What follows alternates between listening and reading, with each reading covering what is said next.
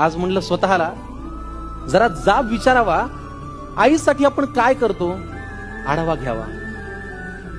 आपण पहाटे उठलोय, आई दुपारी, असं कधी घडलंय? आपण जेवायच्या आधी आईचं ताट आपण कधी वाढलंय? बरं, तुम्ही घरी येताना विनाकारण आईसाठी काय आणता?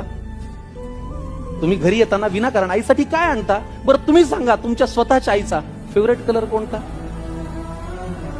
देवा, आईला हवं ते मिळू दे अशी प्रार्थना कधी केलीये? पाहिलं का आई शेवटची कधी ऑनलाईन आलीये? तिच्या बर्थडेची पार्टी तिच्या मैत्रिणींना बोलून आपण कधी देतो? तिने केलेला पसारा कधी आपण आवरतो? तरीही बाळाला कोणी बोललं की तिचं मन येतं भरून. तरीही बाळाला कोणी बोललं ना की तिचं मन येतं भरून. आपण बोलताना मात्र विनाकारण शिव्या आईवरून. अहो, लक्षात ठेवून बाळासाठी ती सतत हात पसरते. कधी दैवापुढे, देवापुढे, नशिबापुढे लक्षात ठेवून ती बाळासाठी सतत हात पसरते. फक्त स्वतःची मात्र दुपारची बीपीची गोळी विसरते.